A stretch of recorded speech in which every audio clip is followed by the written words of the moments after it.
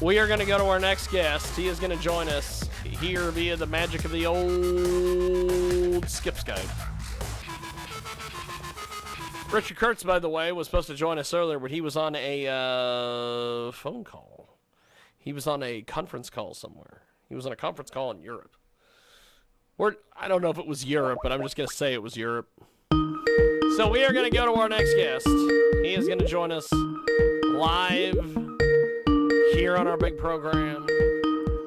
And we need to find his sheet. The person whom you're trying to reach is currently unavailable. Oh, they're currently Please unavailable. leave a message after the beep. That's too bad. They're currently unavailable. I guess give me a holla holla when you get this, so we can have you on the radio broadcast. He just sent me a message. He said, we're going to try this again here. I left a voicemail. There we go. Hello, sorry. I think we've got them. How are you? I'm good, how are you? Pretty good, actually.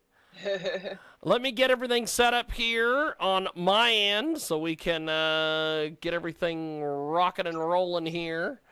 We have got a great guest with us today. She joins us live here on our broadcast. And Ross Long would deem her a perv magnet, but she is much more than a perv magnet. She is a fantastic, fantastic individual. So tell us a little bit about how we find you online, first of all, before we get into the interview here. How do we find you? Social media, websites, all those things. Yeah.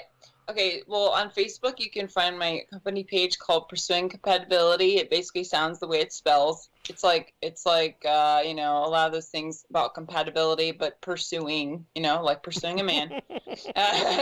Well, we're going to be talking about that today. Yeah. My specialty. So you can find that on Facebook. You can find me on Instagram with Pursuing Compatibility. I have a personal Twitter account, but I need to make one for my company page, so I'll get to that later. You can find my company page. I don't have it fully at pursuingcompatibility.com yet, but I have a web page that's pursuingcompatibility.godaddy. If you Google Pursuing Compatibility, I am everywhere on the internet. That's awesome. That's fantastic. I have a YouTube channel, too. Please do subscribe to my YouTube channel, Pursuing Compatibility YouTube. I have more than 70 videos on there. I started a year ago. So there's that. And I'm on LinkedIn, too. I worked really hard. So My good friend Frank Catolo at one time said, the web is lousy with me. And I said, really? And he said, yes, that's a good thing. And so yes, the web is lousy with you, which is fantastic. I'm glad that you are all over the place. Yeah. So Pursuing Compatibility. Yeah. How in the world did this get to be the way a it thing? It's a funny story. So I had just separated from my 8-year relationship, approximately, I think it was a year or 2 years ago. And I'm very fortunate to have a good friendship with my ex. So it was obviously emotional when we first, had the talk, but we're still friends to this day. We're kind of like similar to the movie Joy, if you've seen that movie Joy. We're kind of like that, but a little bit different with no kids or anything like that. But we have a mutual respect for each other. I just recovered from a difficult surgery. I had an ovarian cyst. Oh, wow. A large ovarian cyst in my ovary, and he helped me recover from that 100%. Wow. And fantastic. so he's a good human being.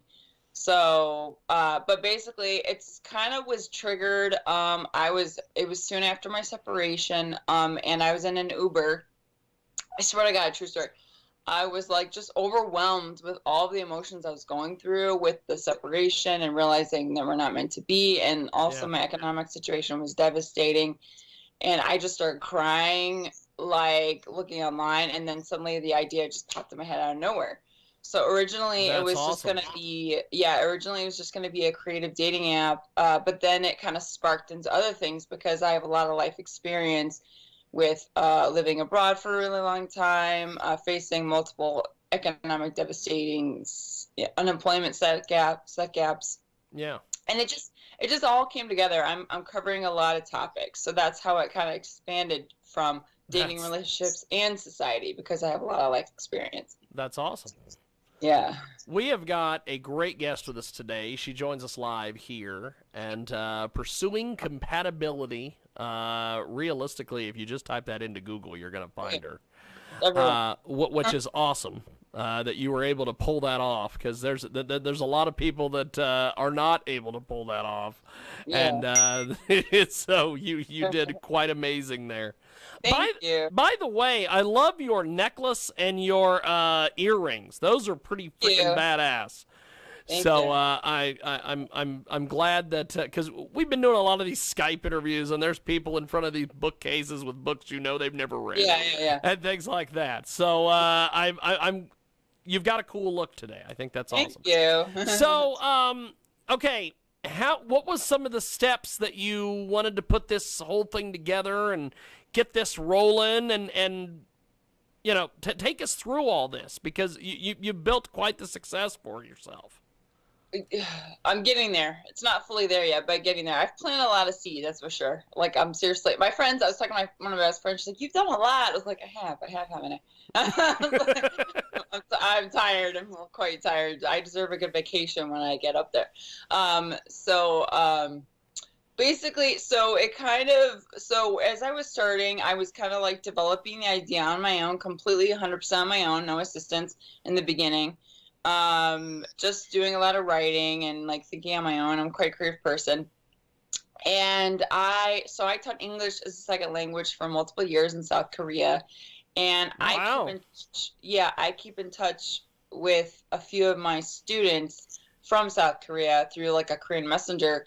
And I had messaged one of my students that was an artist. Like, I texted her, I was like, hey, do you happen to have any friends that are like graphic designers or anything? Because I'm a graphic designer. I have a bachelor's degree in graphic design, but I lost some of my skills. Like I still have the skill, but it's not like updated because I worked so many jobs at once, right? So I told she's like, yeah, I think I know someone that's a good person that can help you out. So she connected me with a friend of hers who's now officially become kind of like my assistant that helps me here and there. That's awesome.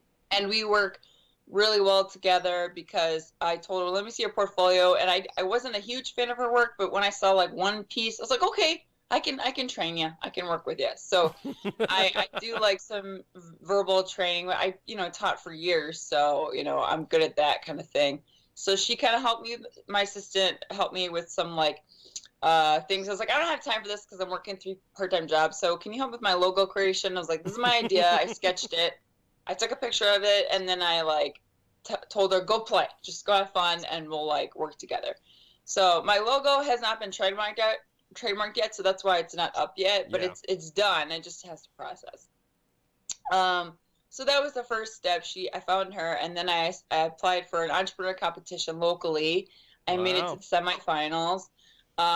Sadly, I didn't make it to the finals. I was really, really upset because I worked I worked so hard on that. You have no idea. And so I didn't make it to the finals. So I was really upset. And then I was like, oh, and then I started with what do I do? Because I was hoping to win that money to help me get going.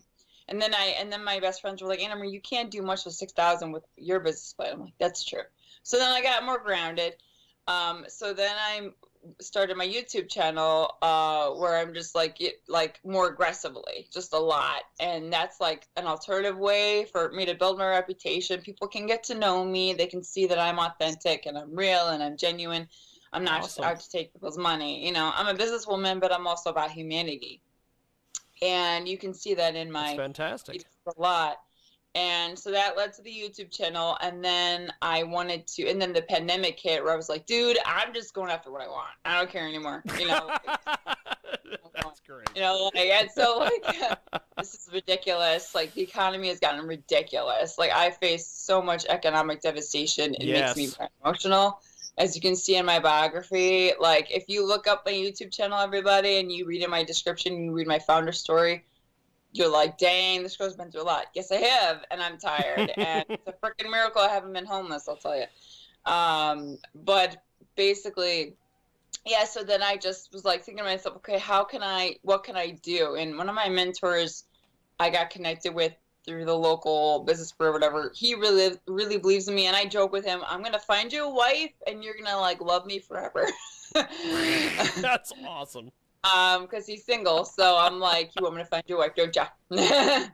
Don't lie to the genie. That's awesome. So, because my brand is I'm your genie, but within reason. So, Yes. I started I started the crowdfunding page in hopes to get my name out there and get some crowdfunding. It's been a little bit late, I'm not really fully happy that there's lacking donations, but there's also business loan options and other things, but I'm just going for it like headstrong. Well, and that was one thing, because we do a lot of advertising and things with these GoFundMe folks. And Yeah. there are so many people out there that are doing GoFundMes. Like with you, you're trying to help. You're trying to help build a business. Yeah, and I tried it because there's no interest payment or things like that, and it was just simple. And I thought, well, there's so much money raised in GoFundMe. I thought, why not try it? That's what. Well, yeah, and it's a lot of times it's hard to separate like with you, you're trying to build a business. Yeah. Versus some of these other people. Like, we had a guy one time who bought advertising from us because he decided he had worked hard. He wanted a Tesla. And he wanted everybody to help him buy him a Tesla. And then after 30 days, when he didn't raise money for a Tesla, he's like, well, I'm not paying for the advertising. I'm like, dude, I'm sorry that nobody wanted to buy you a Tesla. Yeah, that's just weird. Well, you know what's funny? It's funny that you mentioned that because I read an article somewhere that you can use the loan to help you like cover your salary, but don't like loan like $1 million or 500 grand. That's not realistic. That's not realistic. It's like, dude, I'm out to like make the world a better place. Like, I'm not interested in $1 million as of right now, at least. It's not realistic. So now that you've got this, got the groundwork and everything kind of put together with this, yeah. What are some of your next steps and getting this whole thing rolling? So I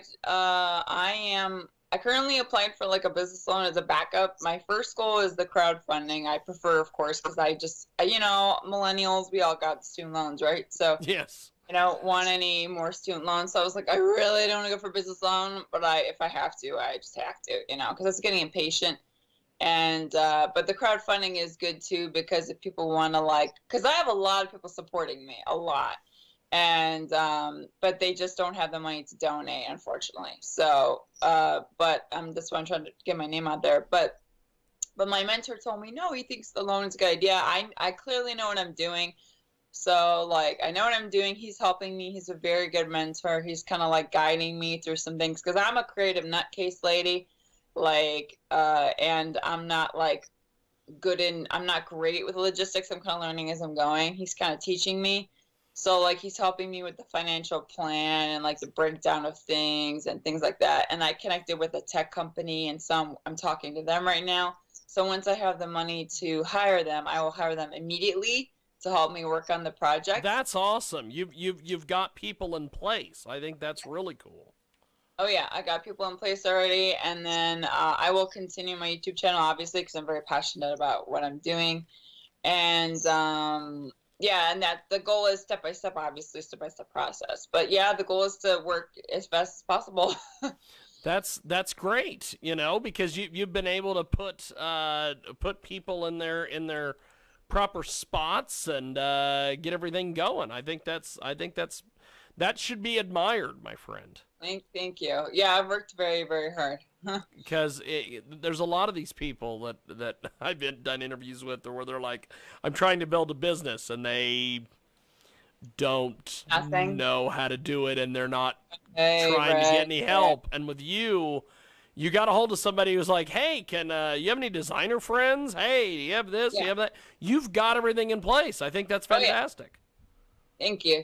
Yeah. So I mean, I had my doubts before, but I'm just after I lost the finals of the entrepreneur competition, I was so frustrated. And all my friends were like, I thought you were gonna win that. It was so, I was like, I don't know. I had my own pity party moment. And I was like, okay, now we're gonna get it together.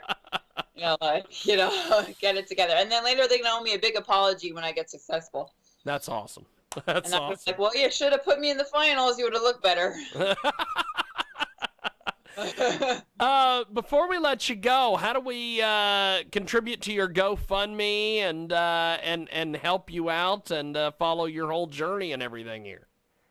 Well, yeah, the best thing you can do is just, you can find, if you go on GoFundMe, you can search in the bar, creative dating app. It's the only one that comes up, creative dating app.